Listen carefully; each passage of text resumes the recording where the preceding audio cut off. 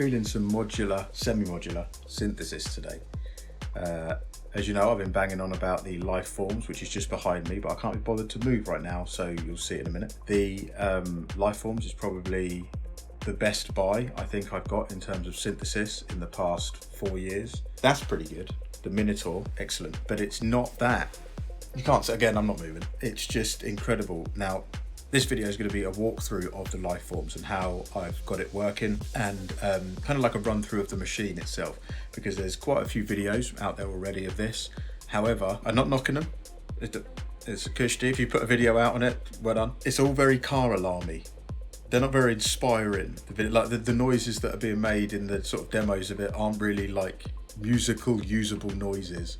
So yeah, I'm going to be walking through it from start to finish, so like what it is from left to right, then making some noise with it. So I'll probably end up sampling it afterwards into the Digitact, because that's just what I've been doing recently.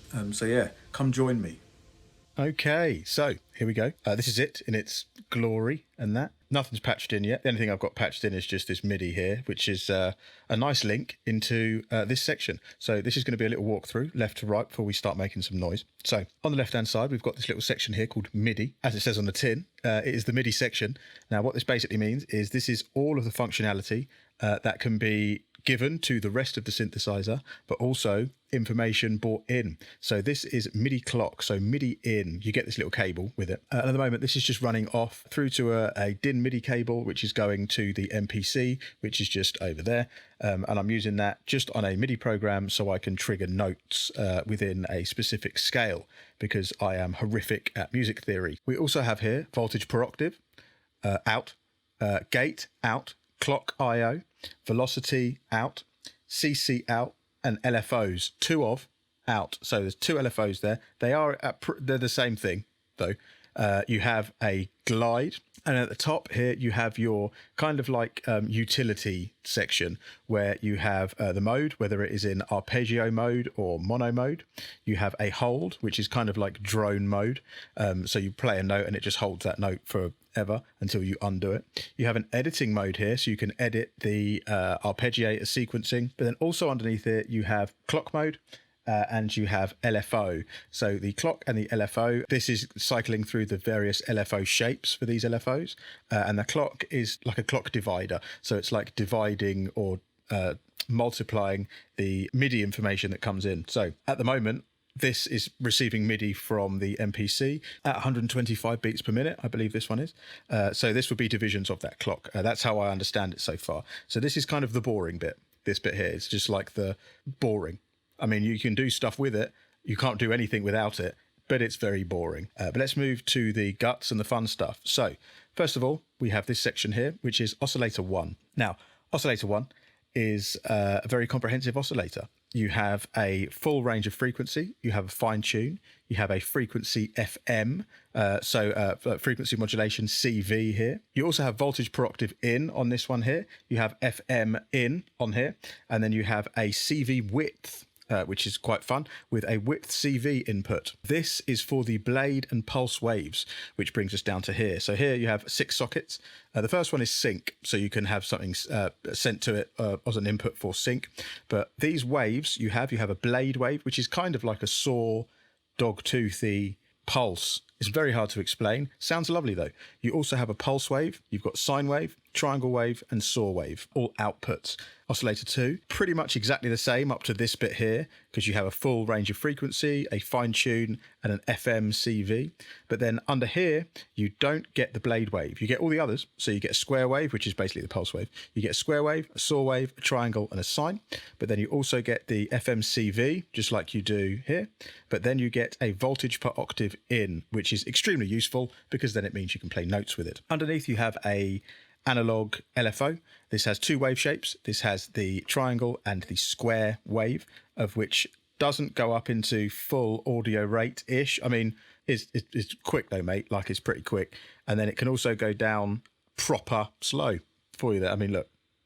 Maybe.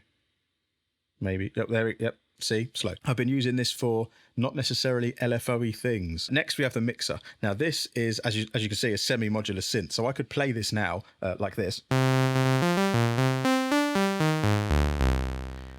and nothing's patched. That is because oscillator 1 is hardwired in the background, like normaled or whatever they call it, through to this mixer. So we have the sine wave of oscillator 1, the saw wave of oscillator 1, the pulse wave of oscillator 1, and the sub oscillator of oscillator 1. If I want to change that, I can just patch in different things. You can see here, though, there's 6. There's only 2 knobs at the top and 2 at the bottom, but there's 6 patch points. This is because you have a separate output of the mix of 1 and 2 and the mix of 3 and 4.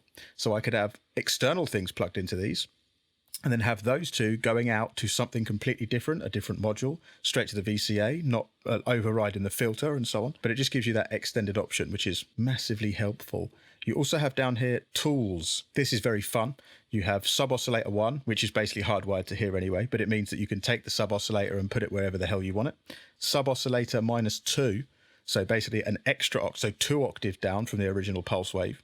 You have a noise oscillator. I mean, listening to it, I haven't actually read the match, probably should have read the manual, but it sounds more pink than white. I don't really care either way. It sounds lovely. You have a sample input and a hold input, and then sample and hold out. This section is fast becoming my favorite section because I can ruin noises just with this little bit here, especially this one, and patching this in funky places. Above this, to the right, we have the filter. Now this, if I'm completely honest, that is why I bought this in the first place.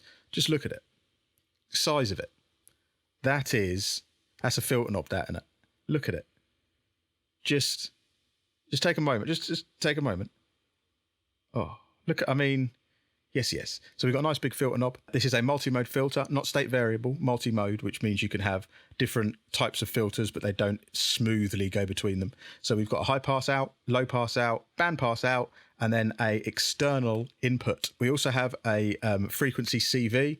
We have a plus and minus. I think it's like an attenuverter or something like that. Don't shoot me if I'm wrong. Resonance, fully resonant, but not self-oscillating. Lovely. Look at that. Oh, can't get enough of that all day. Lastly, ADSR. Now this again is probably one of the better ADSRs that I've heard. It's a full ADSR, attack, decay, sustain, release. This is normaled again behind the scenes to the amplitude and the filter. But again, there's an input here. And there's an output here. So this can be its own module in its own right for other crud. Very, very sharp, very clicky, but also probably the smoothest release I've heard on many a vintage synthesizer. Top right, VCA. This is not only for level of audio, this is also CV. So yeah, great for attenuating this, for instance, because this is just on. I mean, when this is on, it's like, whoa, whoa, like on. So being able to have that helps massively. The only problem is once you do put something else in there, it doesn't actually run for anything else. It has one function. So you can either have it doing level or you can either have it doing CV. If I'm wrong, please let me know.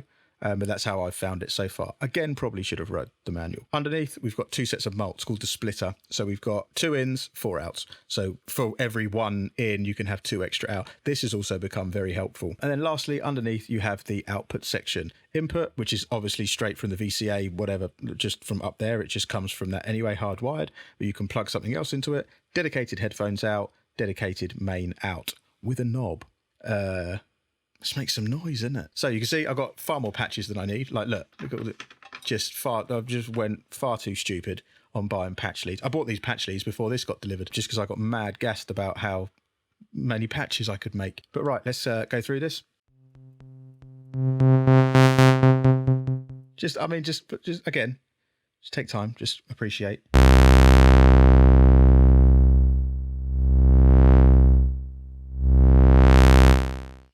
Beautiful, absolutely beautiful. Just so raw and just read it one more time.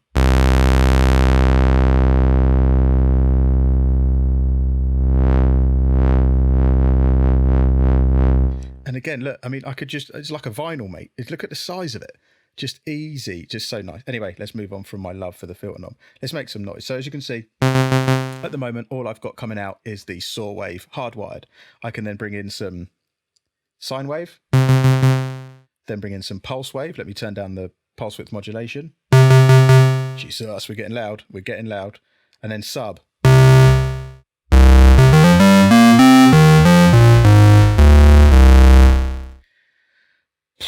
Maybe turn that down a touch. Try again. And this is fully on. Like, so if I turn these down a bit, it's nowhere near as saturated and overdriven. Yeah, which is very helpful. The tiniest increment on these does make a big difference. But that's oscillator 1. Let's have a listen to some of these other waves. So let me take out all of them and we'll patch in the blade wave. So we'll go blade. I'll just put that to the sine wave here. Let's have a listen.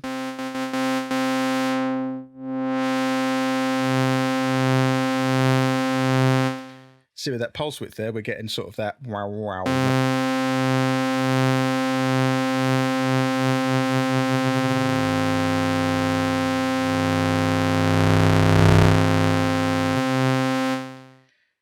Very annoying. So we've got a nice blade there. Let's move that along to the pulse. Oh, bit of pulse width modulator. Just listen to it. It's just huge, isn't it? Massive. Sine wave. Hear how snappy this envelope is.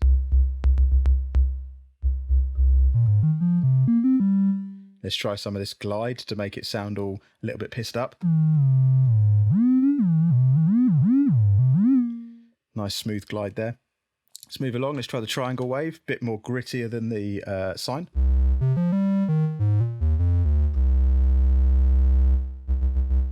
Beautiful. And then the saw wave.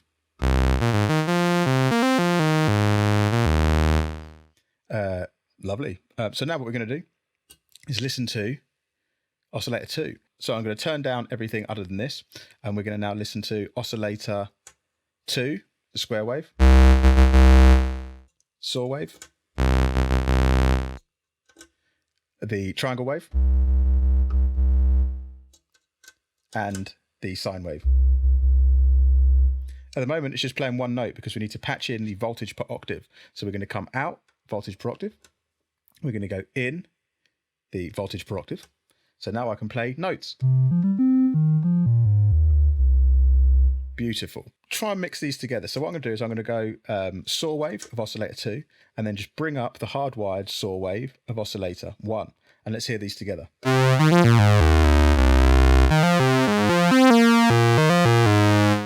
Let's change the pitch slightly. Let's maybe go a fifth up.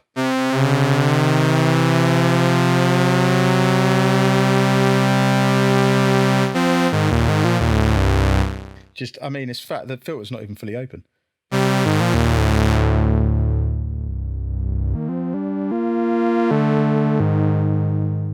Just huge, huge.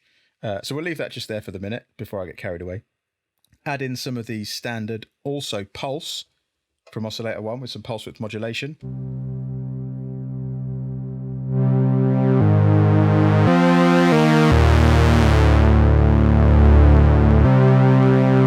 Sounds kind of nice, and then bring that sub oscillator in.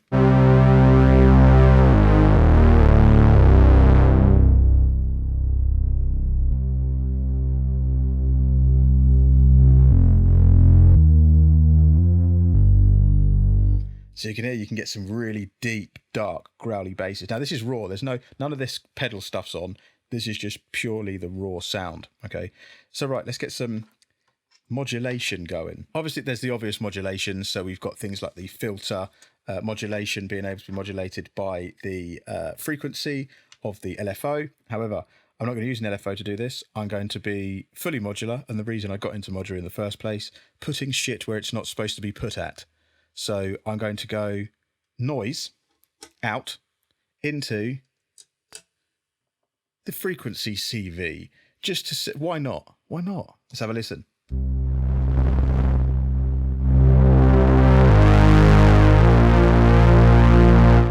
Now, please be honest. Is that not awesome? Let's take this out without.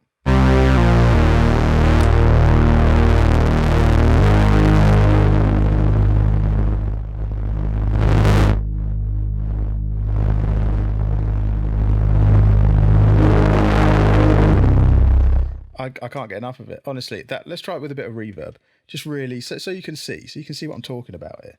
Ready?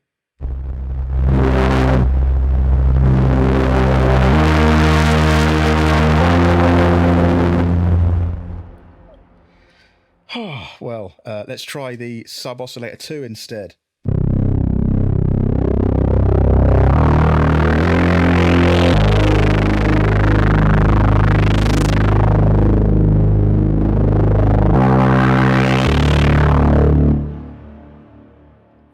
I'll just let that marinate for a minute, just so you can just appreciate.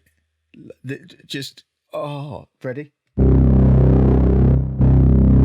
Let's maybe adjust the envelope a bit.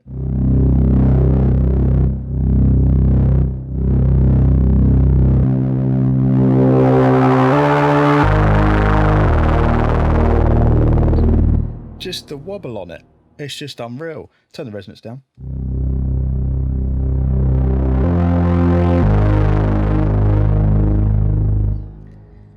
Well, that is pretty insane. Let's try and get some more wobble. So let's take another lead, and we shall come out of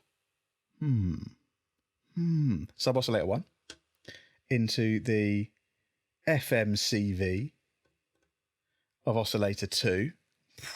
Ready?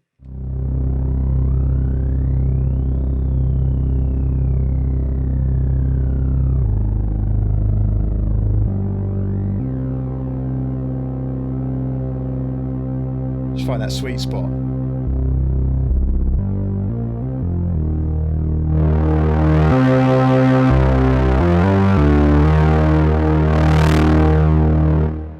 It's just brutal, isn't it? It's just brutal, mate. One more. Let's go for sync. So I'm going to sync oscillator 1 with the triangle wave of oscillator 2.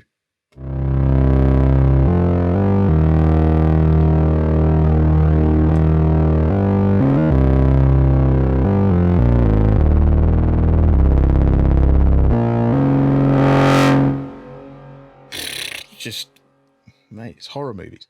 I've not tried this before. I hope it doesn't blow up. Don't blow up, don't blow up, don't blow up.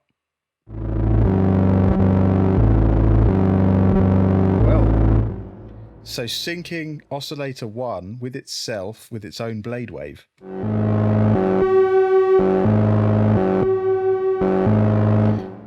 That's just me holding down a C note and it's doing all that craziness. I love you.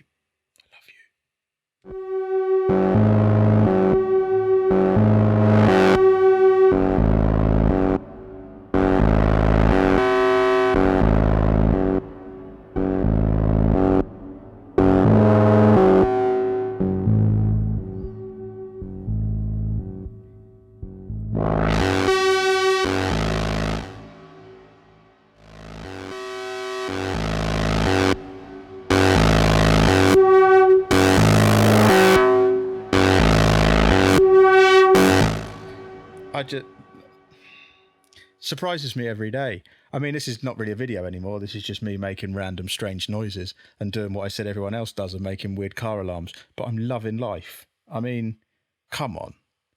I mean, who could just... More patches. Let's go for, sample and hold out. What can I do now? Let's think. Where could we go? Sample and hold out. Let's go into the FM of oscillator 1, even though it's already syncing itself. Okay, but it's already given us jip. Let's try this again.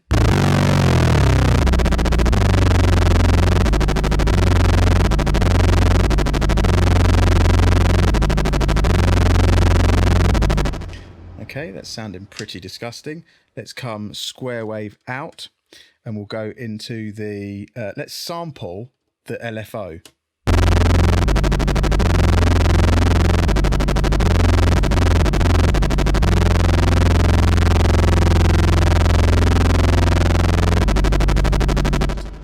Let's go smoother with a triangle.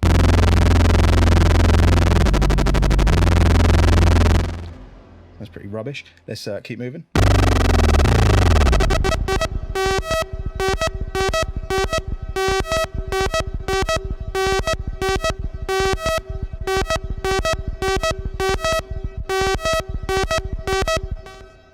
I mean, what's going on?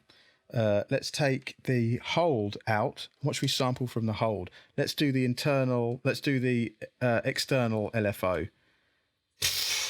Wish me luck.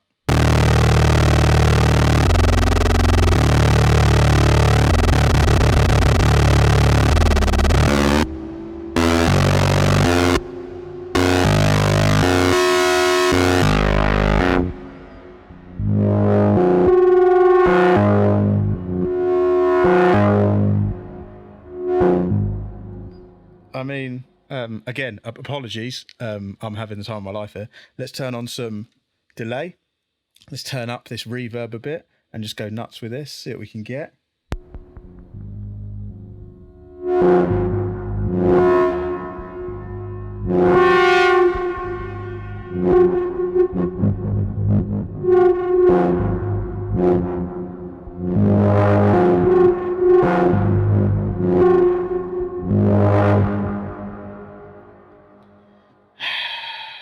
I don't know.